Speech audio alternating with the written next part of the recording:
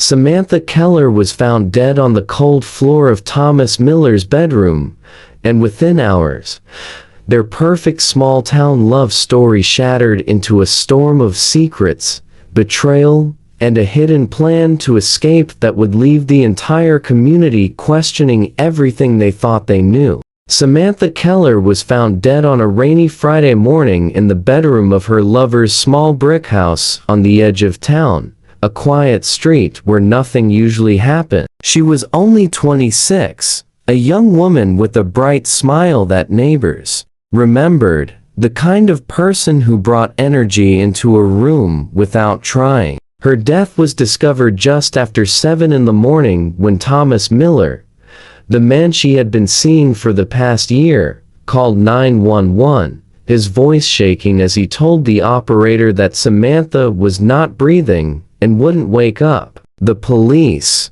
arrived to find the small bedroom in disarray, a shattered lamp on the carpet, and Samantha lying on the floor beside the bed, her long hair spread around her head, her eyes closed as if she were only sleeping. Rain fell lightly against the window, making the flashing lights from the police cars outside reflect on the glass, while neighbors stood quietly under umbrellas, whispering to each other as they watched from a distance. The town, which rarely saw violent crime, was shaken by the news. By noon, everyone seemed to know what had happened, and rumors began to spread through the community like wildfire. Some people claimed Thomas and Samantha had been fighting in the days leading up to her death, that loud arguments could sometimes be heard from inside the house, while others whispered that Samantha had been planning to leave Thomas, wanting to start fresh in a new city. A few people suggested she might have been seeing someone else, saying they had seen her at a coffee shop, talking to a man who was not Thomas, looking nervous and glancing over her shoulder. The small town, where everyone thought they knew everyone else, became a place filled with suspicion, and people began to look at Thomas's house each time they drove by, wondering what had truly happened inside. Inside the house, police worked quietly, photographing the scene and collecting evidence. Samantha's phone was missing, which immediately struck the investigators as strange, and they searched every drawer, every corner, looking for it. A single wine glass was found on the nightstand, half finished, and the bed appeared as if it had been slept in on only one side. There were faint bruises on Samantha's arms, marks that could have been from a struggle, or perhaps from something else entirely. The paramedics had already confirmed there was nothing they could do, and her body was taken away. As the rain continued to fall, washing the small trail of mud on the driveway away, as if trying to erase what had happened there, Thomas sat on the front steps, wrapped in a blanket, staring at the ground as officers moved in and out of the house behind him. His eyes were red, and his hands were shaking, but whether it was from shock or guilt, no one could tell. The media arrived quickly, reporters standing under umbrellas, speaking into cameras about the lover's house tragedy, adding another layer of noise to a street that was already filled with whispers and fear. Friends of Samantha posted tributes online, sharing smiling photos of her, writing about her kindness, her laughter, and the dreams she had spoken of. But under each post, comments speculated about Thomas, asking what really happened that night, and whether justice would come. In the quiet corners of town, people prayed for answers, while others locked their doors a little earlier than usual, feeling an uneasy tension that did not fade with the rain. The investigation had only just begun, but already, the peaceful town was divided between those who believed Thomas's claim of innocence and those who were certain Samantha had been murdered in the early hours of the morning, in the home of the man she trusted. No one could have guessed then how many secrets were waiting to be uncovered, and how deeply the truth would shake everyone who thought they knew Samantha, Thomas, and the life they had hidden from the world. Thomas Miller became the center of the investigation within hours of Samantha's death, his quiet life dissolving under the harsh glare of suspicion. The police began their search methodically, examining each room of his small brick house while Thomas watched silently from the living room, wrapped in the same blanket they had given him earlier, his eyes hollow as he tried to process the chaos around him. Samantha's phone, still missing, was a key piece that investigators believed would help them understand her final hours. They searched the bedroom again, lifting the mattress, moving the furniture, opening drawers, and checking under the bed. It was there, hidden near the back, where an officer found Samantha's phone, the screen cracked, the battery nearly dead. When they turned it on, they discovered several missed calls from a contact saved as "Mom" and an unsent message that read, "I'm scared." He cut off abruptly before it could be finished, leaving behind only questions about what Samantha had been afraid of and who she had been trying to warn.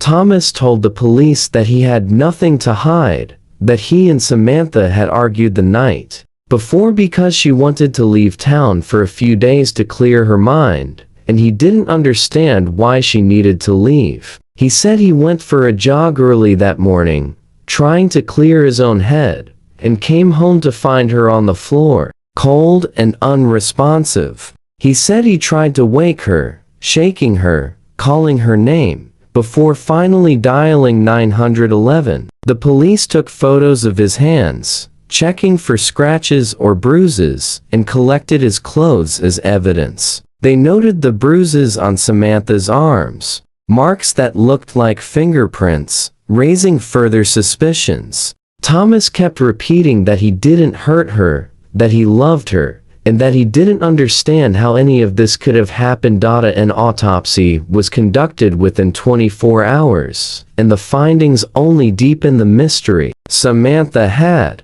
died from a head injury, but there were also traces of sleeping pills in her system. The combination of the drugs and the injury made it unclear whether she had been attacked while unconscious or if she had taken the pills herself and fallen, causing the fatal blow. The police found no signs of forced entry, no broken windows, and nothing appeared to have been stolen from the house, which ruled out a burglary gone wrong. Everything pointed back to Thomas, who was the last person known to have seen Samantha alive. The small town followed each development, people gathering in coffee shops and grocery store aisles, whispering about the bruises, the missing phone, and the sleeping pills, trying to piece together the story for themselves. Samantha's family was relentless in demanding answers, holding press conferences and speaking to reporters,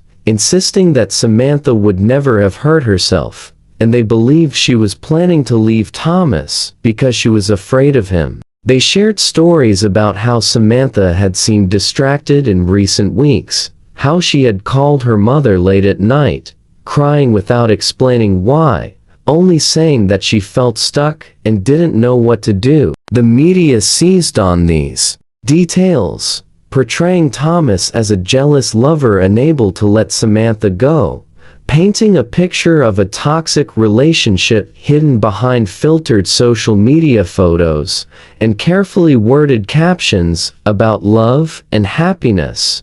Neighbors told the police they heard shouting the night before, a loud crash, and then silence, while others claimed they heard a woman scream early that morning, adding confusion to the timeline of her death. Each detail felt important, but none provided a clear path toward the truth. Thomas was brought in for questioning multiple times, the police pressing him about inconsistencies in his story, about where he really was during his morning jog, and whether he had followed Samantha back inside when she tried to leave. The pressure on the investigation increased, the town's fear growing as people wondered if a killer was living among them, or if a tragic accident had been turned into a storm of suspicion. As the police dug deeper, they found themselves trapped Between the pieces of evidence that suggested foul play and the hints that Samantha's death may not have been as clear-cut as it first appeared.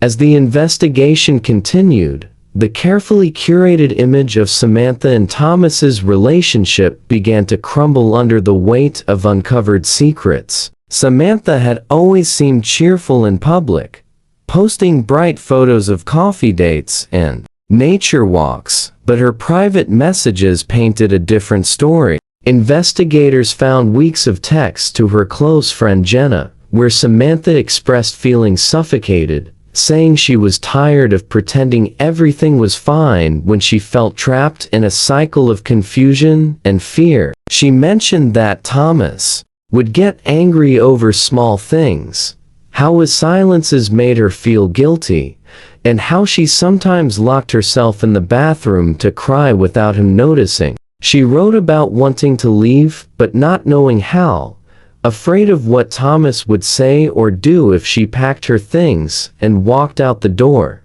The police reviewed the evidence again, noting the bruises on Samantha's arms and the fingerprints found on the broken lamp in the bedroom. They could not ignore the possibility of a struggle, especially since Thomas's fingerprints were there, but the challenge was proving when those prints were left. Thomas maintained that he found Samantha on the floor and moved the lamp while trying to clear space to help her.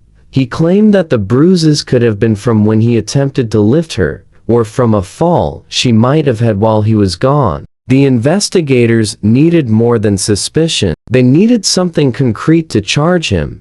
The case took an unexpected turn when footage from a gas station security camera showed Thomas at the register buying water and an energy bar at the same time he claimed to be out jogging. The timestamp provided him with a partial alibi, placing him away from the house during a critical window. This detail forced the police to reconsider the narrative they were building. It was possible that Samantha was alive when Thomas left, and that something else had happened in the house after he stepped out. The theory of a break-in was again explored, but the lack of forced entry or missing valuables weakened that path. While reviewing Samantha's personal belongings, a receipt for flowers purchased the day before her death was discovered in her purse. The flowers were addressed to Liam, a name that had not come up in previous interviews with family or friends. This lead became a priority, and the police traced the purchase back to a small flower shop near Samantha's workplace.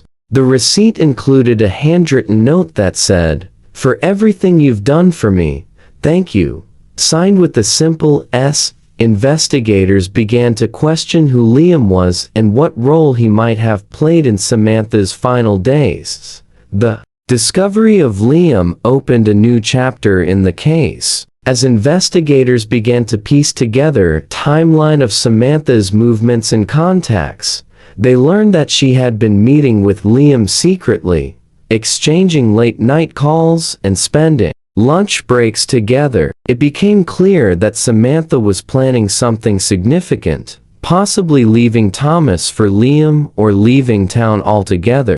This revelation created a new theory. Had Samantha's attempts to escape her life led to her death, or had someone found out about her secret and confronted her in a moment of anger? The town, once convinced that Thomas was the only suspect, became divided as the rumors about Liam began to spread. Some believed that Samantha's death was now connected to a hidden affair, and others insisted that Thomas was still responsible, saying the timing was too convenient for him to be innocent. The investigation shifted from focusing solely on Thomas to unraveling Samantha's hidden plans, and the possibility that more than one person knew what she intended to do before she died. As the police worked through these new developments, the case that once seemed simple became a maze of secrets, plans, and hidden relationships, each piece complicating the truth of what really happened inside the quiet house on that rainy morning. The police tracked down Liam Peterson, a 28-year-old barista who worked with Samantha at the small coffee shop near the edge of town. He lived in a modest apartment above a bookstore, a quiet place that smelled of old paper and coffee beans. When investigators arrived, Liam looked startled, but not entirely surprised to see them standing at his door. He admitted that he and Samantha had grown close over the past few months, confiding in each other during quiet shifts. When the shop was empty, sharing stories about dreams, frustrations, and the fear of feeling stuck in lives that didn't feel like their own. Liam told the investigators that Samantha had spoken about leaving Thomas, saying she felt afraid, but determined to start over, away from the arguments and the pressure of pretending to be happy. When the police searched Liam's apartment, they found a small canvas bag tucked into his closet, inside of which were Samantha's clothes, a sweater, a pair of jeans, and a toothbrush, items that looked like they had been set aside for travel. Liam explained that Samantha had given them to him to keep safe, telling him she would pick them up when she was ready to leave. The officers noted the nervous way Liam spoke, the way he avoided eye contact, and how his hands shook as he explained that he was only trying to help Samantha, that he cared about her and wanted her to be safe. In the kitchen, they found a prescription bottle of sleeping pills with Liam's name on it, half empty, the same type found in Samantha's system during her autopsy.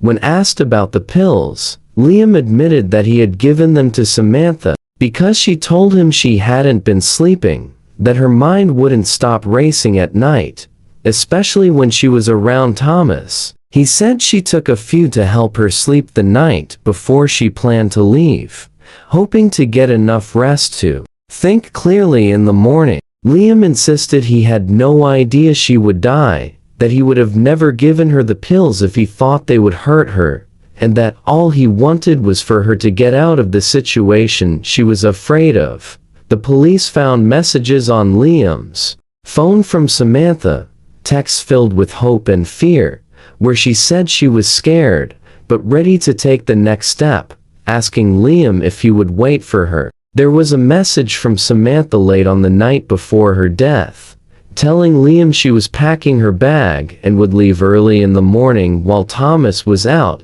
asking him if she could stay with him until she found a place of her own. The last message from Liam was a simple, "I'll be here." The discovery of these messages and the sleeping pills complicated the investigation. The theory shifted again, with the police now considering whether Samantha's death was the result of a desperate plan gone wrong, rather than a violent confrontation. As the news spread, the town's perception of Samantha changed, with some people calling her brave for trying to leave, while others whispered that she had been careless to get involved with Liam while living with Thomas. The media seized on the story, framing it as a tragic love triangle that had ended in death.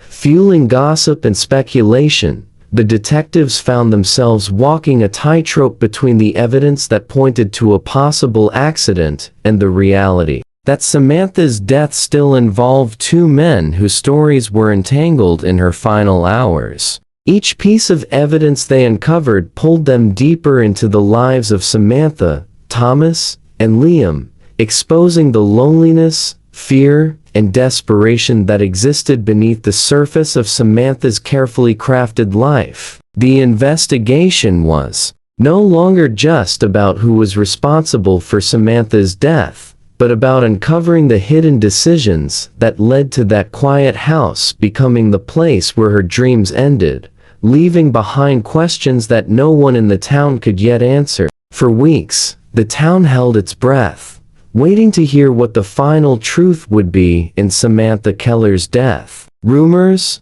theories, and accusations swirled around Thomas Miller and Liam Peterson, each man representing a piece of Samantha's hidden life, and the community wanted someone to blame. Yet as the forensic analysis was completed and the medical examiner's final report came in, A truth more tragic and quiet than anyone expected came to light. Samantha's cause of death was confirmed as a head injury caused by a blunt impact, but the detailed analysis of the wound revealed that the injury was consistent with a fall, not an assault. The angle of the wound, the pattern of the bruising, and the microscopic fractures around the skull all pointed to an accident rather than a deliberate strike. On the night before her death, Samantha had taken the sleeping pills Liam gave her, hoping to get enough rest so she could leave in the morning while Thomas was out. But those pills had made her disoriented, her movements unsteady, and her mind foggy as she tried to quietly pack a bag in the dark early hours while Thomas was at the gas station during his run. In her rush, she had tripped over the cord of the lamp near the bed, causing it to fall and shatter as she fell with it. The sharp edge of the bedside table had struck her head, causing the internal bleeding that led to her death. She had managed to get back up, leaving smudges of blood on the edge of the bed, before collapsing again near the foot of the bed, where Thomas found her hours later.